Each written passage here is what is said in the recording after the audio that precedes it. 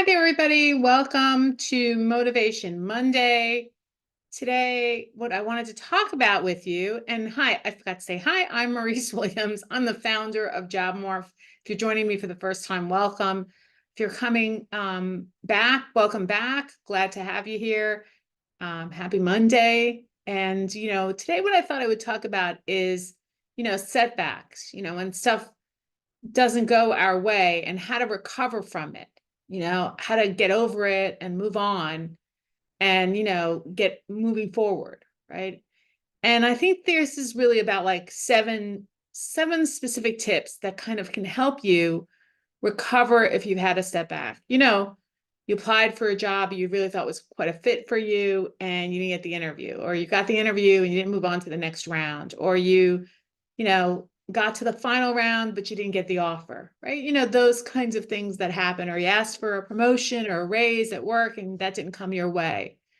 The first step the first tip that I want to give you is that it's important to realize that it's not personal, and to not set up this whole thing of focusing on just feeling sorry for yourself, because that whole like cycle of self-pity, of being bummed out, of, all that stuff, it just kind of gets you more and more down. I mean, it's hard enough what happened to you, right? That you're disappointed, you're sad, you're maybe angry, um, you know, but just feeling sorry for yourself isn't going to help propel you forward.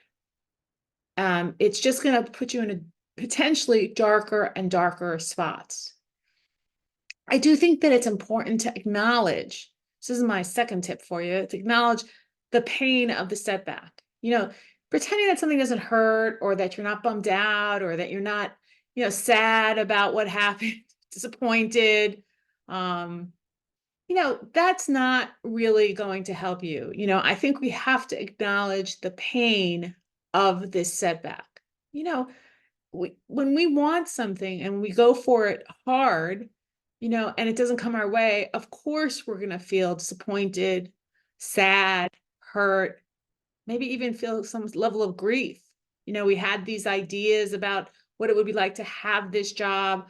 We had kind of talked ourselves into that we were going to definitely get it, kind of psyched ourselves up for it, right? And when it doesn't go our way, we can be really bummed out, truly, really bummed out.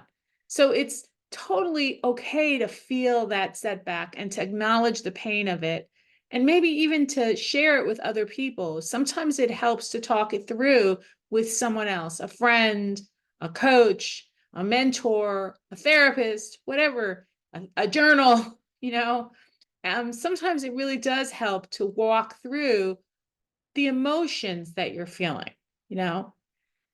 But we have to be very careful, and this is my third tip for you. You have to be very careful that you don't turn this setback into something that defines you. That you start thinking that this miss is somehow about you, and that you're going to miss every shot that comes your way in the future.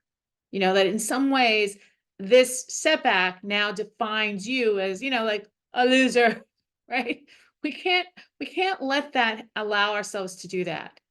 There's a sentence that I love. It says, "You're much more than anything that happens to you." So be careful that you're not thinking to yourself that this setback somehow means that you're not employable, or somehow means that you're never going to find your dream job, or somehow means that you don't have a good background, or somehow means all this bad stuff about you. That just doesn't make any real sense if you stop and you really think about it. You've been successful in your life before, and you will be successful again. There's no one out there who tries for something and gets every single thing they try for. That's just not even a reality that happens to anyone. So, we can't let this setback define us. We can't let it guide us in terms of our decision making for the future. We can't let us start thinking that it's somehow predictive of what's going to happen in the future. You know, we sometimes can get into that habit where we think, okay, if I went on 4 interviews and I didn't get the offers, then I'm for sure this next one is I'm not going to get an offer for this. This doesn't make any sense. There's nothing predictive about those 4 experiences that will predict the next experience. That's a whole completely new interview with totally new people, right? Totally new organization, more than likely. And it's a completely new opportunity. And really nothing that happened in the past necessarily is going to define what happens in the future in these cases. You know, so, I do really strongly believe, and this is that we should review, reflect, and readjust. It is worthwhile to think about what happened in a positive way, not a self-blaming, not a pity party, right? But to positively and constructively think about what happened and what you could do better the next time. Right? Because every opportunity that we've had that we fail at is really can be a learning opportunity for us for the future. And, someone said, and I think there's really truth to it, that, you don't really learn that much from successes, but you sure learn a whole lot from failure. That is really what guides you and helps you develop your character. It helps you develop your strategies. It helps you, learn and become better at whatever you're tackling, right? So it is totally valuable to take some time to review, reflect, and readjust. And, going back to this whole little pity party idea, that's another reason why the whole pity party idea is such a bad approach, right? And that's because if you're so busy doing that, you don't have time to really, truly review, reflect, and readjust. You're just in this darkness where nothing positive is going to come from it. And that's also why it's so important to acknowledge the pain of the setback. If you don't acknowledge this pain of the setback, if you don't feel the feelings that you're feeling, you're not going to give yourself that space you need to review, reflect, and readjust. And that's why sometimes it is helpful to talk to someone, so that you can get some maybe perspective on what happened.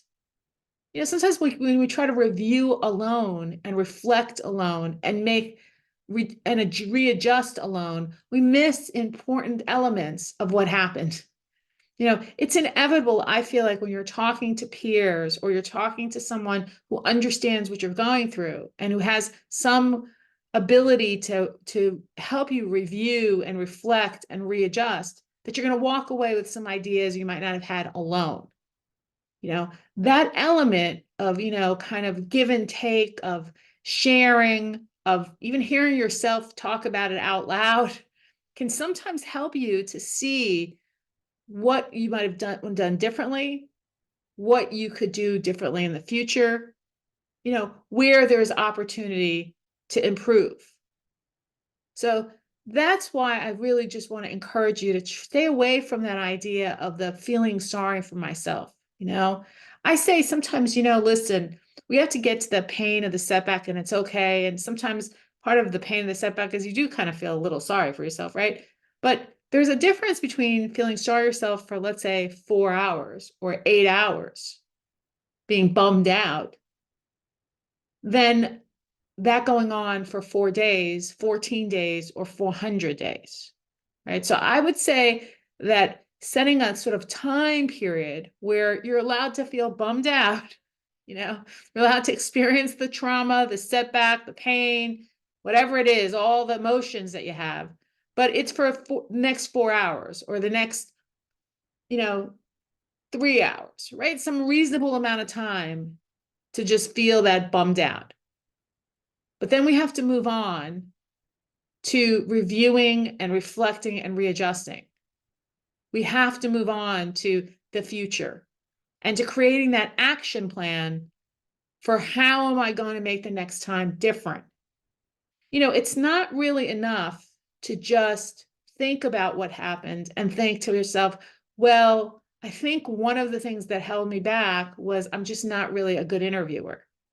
That's not enough, right? To kind of acknowledge, I mean, it's a good step. It's the right step in the first direction. It's a step in the right direction, but it's not enough. You have to have an action plan to make yourself a better interviewer, right? And an action plan to make yourself a better interviewer, right, would be one that involved practice. It would involve feedback. It would be more than just reading blogs or watching videos, right? Because you can't really get better at something by just reading blogs and watching videos, right? I mean, there's got to be some element of practice and feedback. You got to go out there and do it, so to speak, in order to get better. It can't just be all in your head, right? So what's so important is to develop this action plan and to implement this action plan, So if the issue really is what the struggle is that you're not getting interviews for the jobs you want, maybe the action plan is to have a better resume and a better cover letter and a better approach to your application and more follow-up and networking to assist you in getting that interview, right? And the action plan is to make changes in those items, right? To actually create a new cover letter, a new resume, a new LinkedIn profile, to learn what to do on the application and not do on the application, and change your approach, right? And to maybe implement some following up and some networking as part of your search, and see if that impacts you getting interviews, right? We need an action plan. Right? So when we have, a setback, and we're going to have setbacks and disappointments in any aspirational thing that we go for, right? Whether it's getting healthier, whether it is finding our dream job, whether it is finding true love, whether it is putting our finances in order, right? We're going to have setbacks and disappointments. And so, there's 7 simple things. 1, it's not personal. 2, let me acknowledge the pain of the setback. 3, don't let this trauma or setback define you. You're much more than anything that happens to you. 4, find someone to talk to. 5, review, reflect, readjust.